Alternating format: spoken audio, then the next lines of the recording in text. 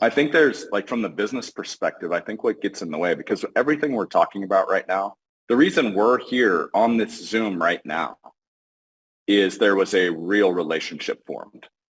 And a gift to me should at the core be to strengthen a relationship, not to buy a result. And one of the things I see in business happen all the time is, oh, well, it's not a write-off on taxes if it doesn't have your logo, because then we can classify it as a marketing expense, all that. Here's the thing. I think the other way to look at it, just straight business, is, okay, I go out and I get a bunch of super high-end golf polos, which these days, 100, 150 bucks, depending on what ones you're buying. And now I put my logo right here, top, the top left chest area or on the sleeve. The truth is, to your point, like you used the wedding example, when I go hang out and I want to just go over to a friend's, meet with some other couples, whatever, I'm actually not selecting that one. And it's because of the logo. Like it could be a golf shirt that I would actually go wear over there, but it's almost like it works exactly the opposite of how it should. And I've seen companies that actually think through this and like, okay, I still want it to be a marketing expense, but you can do very subtle, like, hey, lower right-hand corner, same, white on white, black on black, where the logo is there, but it's not in your face, like flashing like a billboard. And I think just sometimes there's so much waste in our industry because yes, you want to send nice things and them to get worn, but they actually don't because of how it's presented. So yeah. I don't know if I'm breaking a rule for you or not, John, but I've just seen it done the right way, subtle, and then the wrong way, like big. There's a handful of brands. Like if you go to Harvard, you love the Harvard logo, right? There's a connection to it. And even like some guys, like we were, down at Genius Network with Joe Polish and Chris Voss and some of these guys.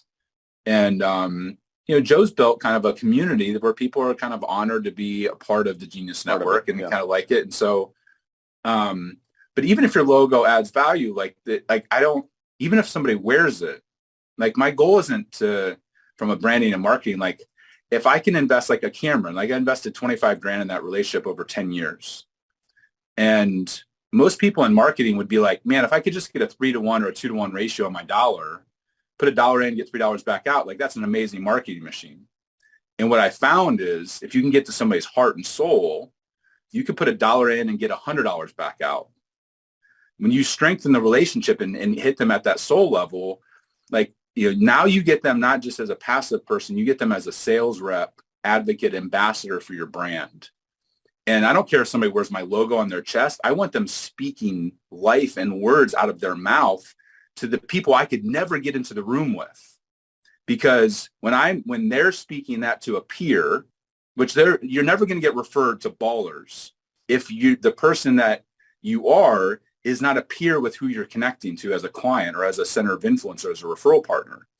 And so it's like the people who constantly are taking selfies with somebody and athletes and whatever else. And don't get me wrong, I love when I can get a picture with a Jocko or a Vaynerchuk or whatever else, but I try to make it so that's not like a fanboy, like where I'm like down here trying to like just touch the cloak of the person. Like I want them to view me as a peer. And most advisors want them, they're like, why am I not getting more referrals? Why I know they run in that country club. I know they serve on that board. I know they are part of that charity. I know that their like brother-in-law runs this huge company. Why are they not talking about me? And everything that you do, it's like going into a restaurant. If you go into the restaurant, it's an amazing place, amazing steaks, $100 steaks. And then the wine list is $2 Chuck. In your head, you're like, what the hell? Like something's off here. Because you're like every little detail and investment either says I'm a peer. I don't need you to go wear my brand.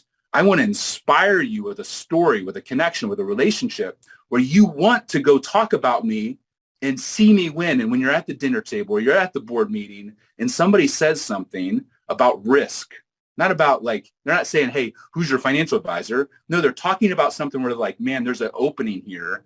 I need to like figure out a way to say 5 words that make that other CEO, that make that other baller or chairman say, I want to talk to your guy. I want to talk to your consultant. I want to talk to your advisor. And that only happens when you make deposits in a relationship and there's a trust, when it's peer to peer. You're not just the insurance guy. Like, I never wanted to be just the knife guy. Like, people like to this day are like, God, really, the knives thing? I'm like, you don't understand.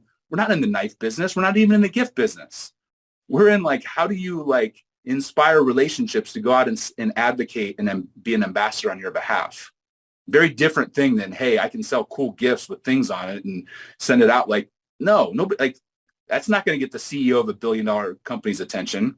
But when I show them how to make investments in their key relationships and inspire them to go be loyal, actively loyal, and run through walls for them and take $1 and turn it into $100, now all of a sudden they're like, I don't care if you're selling gerbils, John. Like, if you can help me, like, recruit another 20 key engineers or to get a COO, or like, we'll send some gerbils. Like, whatever you say to do, like, if it's going to get the results that we want to deepen relationships, we're in. And so that's where, like, people are like, John, I got a budget of $200. I'm like, this is a $2 million relationship. Like, are you, like, I'm not a mathematician. I'm just a farm kid. But if I could make $2 million, I'd be willing to invest $1 million to make $2 million, like, just basic math, like double my money. But most people don't understand that from a relationship capital, they shortchange themselves and they're like, what's the least I can get away with? Or like, that's stupid. Or what if I do that and it doesn't work? Or what if I do that and they don't respond? Or they play this what if game and they don't realize that all the money they're leaving on the table because everybody's playing it safe this way. Most people are doing the experiences and the speakers and the summits at this level 10. And then there are other physical deposits into these relationships. They're not even at 0. They're -3. Like, polo shirts, that's your way to get brand out there. Like, you need to reevaluate the playing field that you're on and say, damn, like, I want these guys to view me as a peer, not as a pawn or some like second junior varsity level. I better dial in those deposits. And if I don't, like, then somebody else will. And that's the person that they're going to be talking about at the board meeting, because they're like, I know this guy's going to make me look good because every touch point that he does is at a world-class level.